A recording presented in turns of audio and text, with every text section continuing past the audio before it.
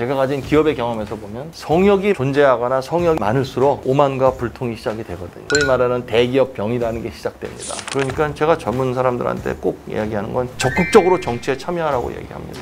그건 정치를 하라는 이야기가 아니라 나는 방관자라는 자세를 버리고 자기 의견을 적극적으로 표시하라는 겁니다. 어떤 형태가 되든 어떤 채널을 통하든 한 사람 한 사람이 자기 의견을 적극적으로 표현을 하면 이 사회의 시스템을 바꾸는 사람들한테 전달이 되고, 전달이 되면 변화가 일어나는 거니까 투표날 놀러 가지 말고 적극적으로 선거하고 작은 목소리라도 내 목소리를 내면 내가 이 변화에 참여하고 있다는 주인의식이 생기거든요. 그게 제일 큰 출발점이라고 생각을 해요. 이런 얘기 하면서도 참 한편으로 마음이 답답하고 공허한 게 위로가 안 될 것 같으니까 참 답답해요. 네. 우리나라가 제일 큰 무슨 이제 두 진영으로 나누어져 있다는 거 아닙니까? 크게 보면은 남한하고 북한, 여당하고 야당, 강자와 약자 쫙 벌어져 있는데요. 그게 더 심해졌고, 언론인으로서 제일 저도 궁리를 많이 하는 게 이 분야입니다. 간극을 어떻게 좁혀야 될지. 집안 싸움은 그만하고 어떻게 이 에너지를, 엄청난 에너지 아닙니까? 이 물꼬를 해외로 돌리게 하려면 뭘 어떻게 해야 될지. 차이를 차이로 인정하고 서로 감정적으로 치닫지 않고 간극을 좁히기 위한 성숙한 대화가 가능하려면 양쪽한테 다 적용되는 공정한 질서가 있어야 된다고 생각을 해요.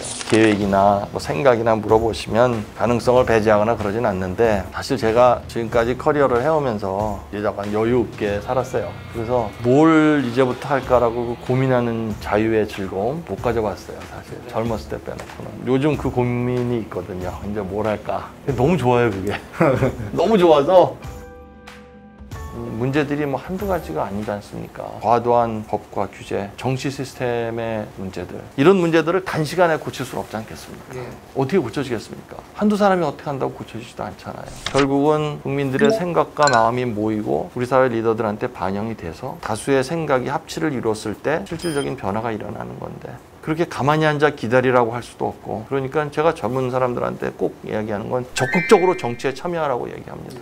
그건 정치를 하라는 이야기가 아니라 나는 방관자라는 자세를 버리고 자기 의견을 적극적으로 표시하라는 겁니다. 어떤 형태가 되든 어떤 채널을 통하든 한 사람 한 사람이 자기 의견을 적극적으로 표현을 하면 이 사회의 시스템을 바꾸는 사람들한테 전달이 되고, 전달이 되면 변화가 일어나는 거니까 투표날 놀러 가지 말고 적극적으로 선거하고 작은 목소리라도 내 목소리를 내면 내가 이 변화에 참여하고 있다는 주인의식이 생기거든요. 그게 제일 큰 출발점이라고 생각을 해요. 근데 그러기 시작하면 변화도 조금 더 빨라지지 않을까. 이런 얘기 하면서도 참 한편으로 마음이 답답하고 공허한 게 위로가 안 될 것 같으니까 참 답답해요. 독일의 피에테, 독일 청년에게 고함. 우리 젊은이들도 답답하긴 하지만 그럴 여건은 덜 돼 있지만은 정치 참여, 2030 세대들이 더 적극적으로 SNS를 통하든 당원 가입을 통해서 자기 정치 의사를 표현하는 필요가 있지 않겠는가 생각 저도 좀 많이 들고 있습니다. 그 덴마크가 아마 국민 행복 지수가 제일 높은 나라로 알고 있어요. 그렇습니다. 근데 그 행복 지수가 왜 그렇게 높은가를 보면 덴마크 국민의 한 60%가 어떤 형태가 되든 의견을 표명하는 그룹이나 이런 데 멤버로 가입이 돼 있다고 그래요. 사회에서 내 목소리를 내는데 어떤 형태가 되든 그러한 그룹이나 조직이나 집단이나 이런 데 자기가 참여하고 있다는 것은 내가 하고 있다는 생각 플러스 공유하는 사람들이 있다는 생각, 내가 만들어간다는 주체의식이 있으니까 행복한 거라고 그렇게 분석을 하더군요. 정치인들이 얘기하는 대로 따라서 어느 한편에 가담하는 정치 참여가 아니라 옳고 그른 거, 내가 원하는 미래에 대한 의견을 적극적으로 이야기하기 시작하고 그 의견을 담을 수 있는 조직들이나 그룹들이나 뭐 관심 그룹이나 이런 게 많아지고 하면, 그러면 지금처럼 답답하고 좌절해하는 거는 많이 좀 줄지 않을까 생각을 해요.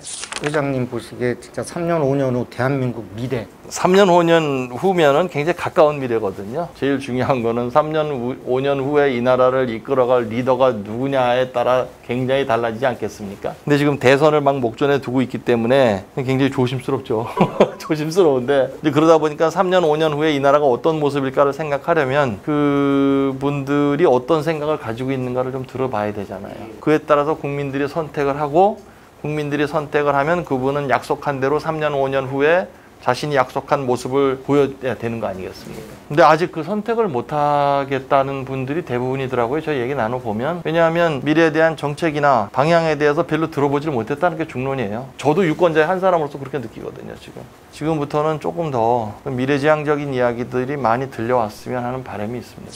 하나 더 좀 묵직한 얘기 드리겠습니다. 네. 우리나라가 제일 큰 모순이 이제 두 진영으로 나누어져 있다는 거 아닙니까? 크게 보면은 남한하고 북한, 여당하고 야당, 강자와 약자 쫙 벌어져 있는데요. 그게 더 심해졌고, 참 언론인으로서 제일 저도 궁리를 많이 하는 게 이 분야입니다. 간극을 어떻게 좁혀야 될지. 집안 싸움은 그만하고 어떻게 이 에너지를, 엄청난 에너지 아닙니까? 이 물꼬를 해외로 돌리게 하려면 뭘 어떻게 해야 될지. 내부의 갈등이 좀 잦아들어야 외부로 향한 에너지도 강해지지 않겠습니까? 또 외부로 향한 열망이 내부의 갈등을 덮을 만큼 강해야 되는데, 우리가 가난했던 시절에 가졌던 열망하고 지금하고는 좀 다르다는 생각이 들어요.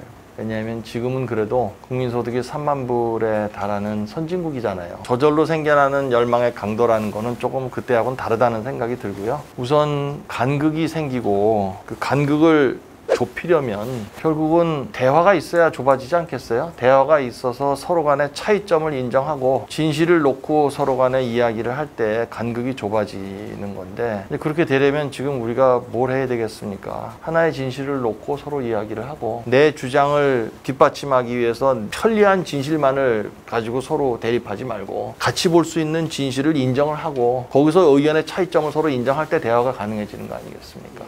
그런데 이제 그런 면에서 아직 우리 사회가 굉장히 미숙한 것 같아요. 미숙하고, 사실 그런 노력이 그렇게 많이 이루어지고 있다는 느낌이 별로 들지 않습니다. 왜냐하면 매스컴을 통해서 듣는 큰 제목들을 보면 차이점을 인정하고 하나의 진실을 이야기하는 큰 제목보다는 대립하는 두 사이에서 자신의 주장을 서포트하는 진실, 또 차이점을 부각시키는 것들만 더 많이 들리거든요. 그거는 좀 사실은 언론에서 역할을 좀 해주셨으면 하는 바람이 있고요. 물론 당사자들이 더 잘해야 되겠지만, 간극을 좁히는 대화가 합치를 이루려면 차이를 차이로 인정하고 서로 감정적으로 치닫지 않고 간극을 좁히기 위한 성숙한 대화가 가능하려면 양쪽한테 다 적용되는 공정한 질서가 있어야 된다고 생각을 해요. 사회 구성원들이 우리는 모두 공정한 질서 아래서 움직이고 있다고 생각이 들면 차이점을 인정하고 간극을 좁히는 대화가 가능해지는데, 그거에 대한 믿음이 없으면 그런 성숙한 대화가 쉽게 되지 않을 것 같다는 생각이 저는 많이 들어요. 누구나 승복하는 공정한 질서를 세우기 위해서 우리가 노력을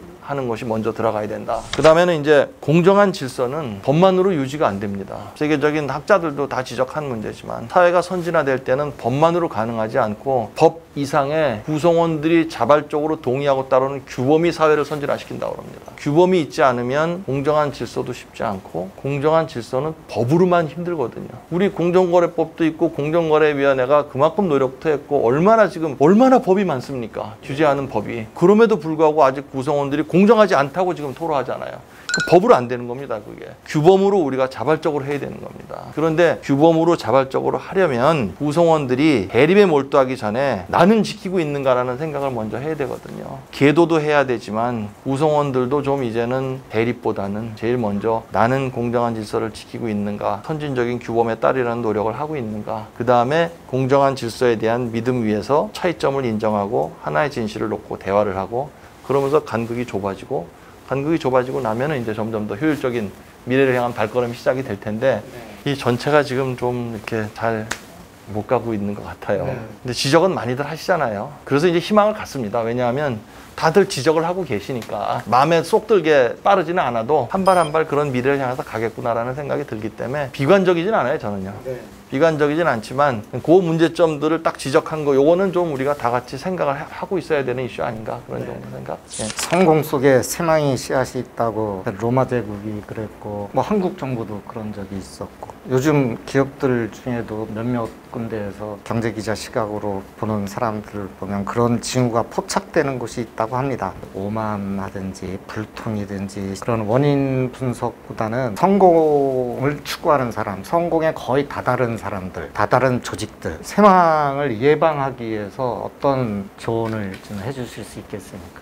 오만 불통이 보면 이제 저는 뭐 기업인이었으니까 제가 기업 내에서 한정된 거로 답변을 드릴게요. 대개 이제 그 오만과 불통이 이렇게 시작되는 걸 보면 성역에서부터 시작이 됩니다. 제가 가진 기업의 경험에서 보면 성역이 존재하거나 성역이 많을수록 오만과 불통이 시작이 되거든요. 소위 말하는 대기업 병이라는 게 시작됩니다. 이거는 성역을 만들어내는 리더십의 잘못 때문에도 생겨나지만 그게 다는 아니에요. 그게 다는 아니고 그렇지 않은 경우에도 생겨요. 성공의 경험이 많은데 성장이 느려지고 불리한 변화가 많아지기 시작을 하면 조직 내부에서 어떤 일이 생기냐 하면 근데 되게 그렇거든요. 한 기업이 쭉 성장을 해서 굉장히 큰 위치에 가고 이렇게 되다 보면 이 S커브를 그리지 않습니까? 갈수록 성장률은 둔화되고 그 기업의 성공을 본 도전자들이 끊임없이 나타나고 환경도 더 이상 그렇게 우호적이지 않아지고 새로운 산업의 태동을 위해서 계속 쉽지 않은 상황을 만들어내거든요. 그럼 이제 그럴 때 어떤 일이 생기냐 하면 성역이 생기게 되면 이런 일이 벌어집니다. 과거의 성공 이야기를 계속 반복하면서 실수하지 않기에 몰두하기 시작합니다. 조직이. 젊은 사람들에게도 실수를 하게 해서 뭔가 이루게 유도하지 않고 과거의 성공의 경험을 자꾸 주입시키면서 너는 실수하지 말라고 자꾸 이야기합니다. 그러면 이제 실수하지 않기로 이게 몰려가면서 점점 이게 관료화돼 가기 시작하는 거죠. 이제 어떤 기업이든지 쇠망을 할 때는 이런 과정을 거친다고 그래요. 일종의 대기업의 쇠망을 해나가는 그런 과정이죠. 성역을 없애서 비효율을 제거하고 일종의 그 벽을 제거를 하는 것이 제일 먼저 해야 될 일이라는 생각이 듭니다. 그래야 불편한 진실들이 쉽게 조직 안에서 소통이 되고 불편한 진실이 쉽게 소통이 가능하면 오만과 불통은 설 자리가 점점 없어집니다. 레거시가 거꾸로 발목 잡고 문제만을 들여다보는 그런 관료가 진행이 되면 그럼 뭐 어쩔 수가 없죠. 네. 도전이 일상화되고 또 그 도전에 가치를 부여하는 그런 이제 눈높이를 자꾸 올려가는 그런 분위기가 돼야 이제 지속적인 발전이 가능하죠. 소시민적 사무는 상대로 하시면서 대승적 분야에 써야 하는 게 아닌가 하는 의견들이 많이 있었습니다. 그게 뭐죠? 저는 지금은 어떤 가능성도 배제하지 않아요. 계획이나 뭐 생각이나 물어보시면 가능성을 배제하거나 그러진 않는데 사실 제가 지금까지 커리어를 해오면서 이제 약간 여유 있게 살았어요. 그래서 뭘 이제부터 할까라고 고민하는 자유의 즐거움 못 가져봤어요. 사실 젊었을 때 빼놓고는. 요즘 그 고민이 있거든요. 이제 뭘 할까? 너무 좋아요, 그게. 너무 좋아서 당분간은 좀 그거를 만끽하고 싶어요.